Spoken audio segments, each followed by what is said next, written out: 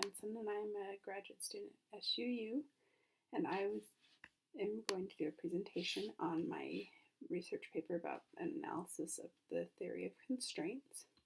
Before we go into depth on the theory of constraints, I wanted to go over some of the basics. The main focus of the theory of constraints is to reduce the bottleneck in the process of a manufacturing process while increasing the revenue at the same time. The main measures of this process are throughput, margin, investments, and operating costs. So a manufacturing company will look at those to decide whether or not the theory of constraints is working for their manufacturing company. There are 5 steps in the process of the theory of constraints, and these 5 steps were taken from an article in Total Quality Management. The 5 steps are: find the system's limits, decide how to make the full use of system limits, fully support the decision in step 2 by non-restrictions, break the system's limits, and finally return to step 1 if the limits are removed in step 4. You are supposed to remember that inertia can become a new limit, so you want to avoid that. I then looked at the different methodologies that could be used with the theory of constraints in order to make that process more effective. The first methodology is activity-based accounting. This method, when implemented with the theory of constraints, provided management with better performance measures. The second method was joint costing. This, I believed, would work good with the theory of constraints because you could possibly use where the bottleneck is as a split-off point so that bottleneck would no longer exist.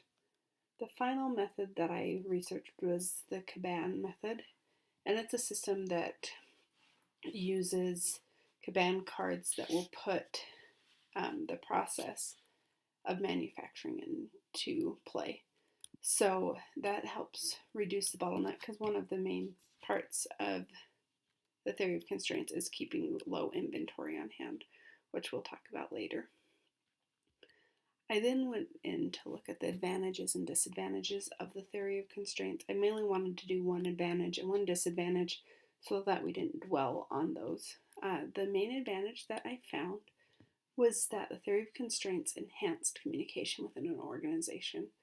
The theory of constraints would not work without this communication, so it helped when you require people that work on the manufacturing floor to trickle information upward to the organization management instead of everything going downward, which can also enhance employee morale because they feel like they're a part of this change and helping better the system.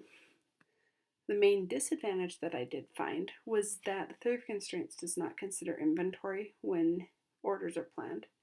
So an order can be placed, but there may not be inventory to fulfill that order, which will then start a bottleneck before the process has even been started. So that can be a real problem and go against what the theory of constraints is essentially trying to get rid of.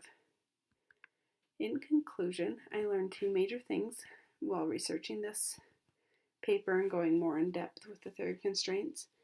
Communication will make or break this theory.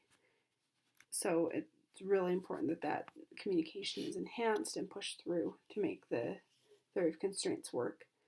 Finally, I learned that the theory of constraints does work better with other methodologies because they are kind of a check and balance for each other, and they work where one has weaknesses, the other ones may have strengths, so they help balance.